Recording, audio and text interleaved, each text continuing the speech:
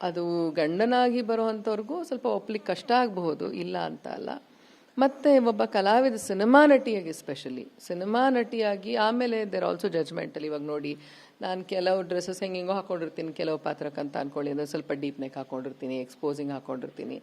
ಆಮೇಲೆ ಕೆಲವು ಪಾತ್ರಗಳೇ ಬೇರೆ ಥರ ನಾವು ಮಾಡಿರ್ತೀವಿ, ಈ ಥರದ ಪಾತ್ರ ಮಾಡಿರ್ತೀವಿ.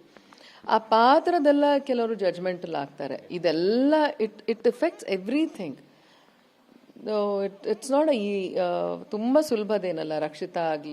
ರಕ್ಷಿತಾಂಗ್ ಸದ್ಯ ಪ್ರೇಮ್ ನೀವು ನೋಡಿದ್ರೆ ಇವಾಗ Tara didi, Venu sir, so they have gotten into same circle. ಯಾಕಂದರೆ ಅವ್ರು ನಮ್ಮನ್ನು ಅರ್ಥ ಮಾಡ್ಕೊಳ್ತಾರೆ ಅಂತ. ಇಲ್ದಿದ್ರೆ ಬೇರೆಯವ್ರು ನಮ್ಮನ್ನು ಅರ್ಥ ಮಾಡ್ಕೊಳ್ಳೋದು ಯಾಕೆ ನಾವು ಪರದೆ ಮೇಲೆ ನೋಡುವಾಗ ನಮ್ಮನ್ನು ಹೇಗೆ ನೋಡ್ತಾರೆ? We are not seen as, ನಾನು ಹೇಳ್ಕೊಳ್ತೀನಿ ನಾನು ಆರ್ಟಿಸ್ಟ್ ಅಂತ, ಆದರೆ ನಮ್ಮನ್ನು ಅವ್ರು ಹಾಗೆ ನೋಡ್ತಾ ಇರಲ್ಲ. ಆ ಕ್ಷಣಕ್ಕೆ ಅವ್ರ ಮನಸ್ಸಲ್ಲಿ ನಮ್ಮನ್ನು ನೋಡುವಾಗ ಅವರಿಗೆ ಬೇರೆ ಬೇರೆ ಭಾವನೆಗಳು ಅವರಲ್ಲಿ ಉತ್ಪತ್ತಿ ಆಗ್ತಾ ಇರುತ್ತೆ. ಆದರೆ ಗಂಡ ಆಗಿ ಬರೋನು ಸಹ, ಅವನೂ ಸಹ ನನ್ನ ಸಿನಿಮಾಗಳನ್ನ ನೋಡಿರ್ತಾನೆ, ಆಯಿತಾ? ಅವನಿಗೂ ಯಾವ್ಯಾವ ಭಾವನೆಗಳು ಬಂದಿರುತ್ತೆ ನಂಗೆ ಗೊತ್ತಿಲ್ಲ. ಜೊತೆಯಲ್ಲಿ ಅವ್ರ ಸ್ನೇಹಿತರಿಗೂ ಯಾವ್ಯಾವ ಭಾವನೆ ಬಂದಿರುತ್ತೆ ಅವ್ರು ಹಂಚ್ಕೊಂಡು ಬಿಟ್ಟಿರ್ತಾರೆ, ಅದೆಲ್ಲ ಇವ್ರ ಮನಸ್ಸಲ್ಲಿ ಇರುತ್ತೆ.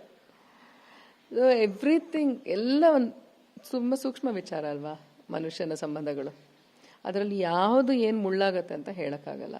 ಸ್ಪೆಷಲಿ ಸಿನಿಮಾ ನಟಿಯರಾದಾಗ, ನಮಗೆ ಮದುವೆ ಅಂತ ವಿಚಾರ ಬಂದಾಗ ನೋಡಿ, Karishma Kapoor, Kareena Kapoor, every one, it's not a very easy thing.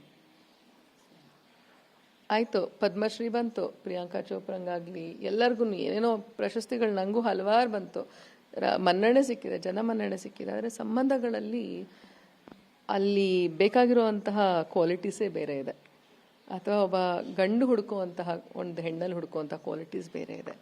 ಆ ಕ್ವಾಲಿಟೀಸ್ ಎಲ್ಲ ಸರಿಸಮವಾಗಿ ಬರಬೇಕು ಅಂತ ಹೇಳಿದ್ರೆ it is quite a difficult task.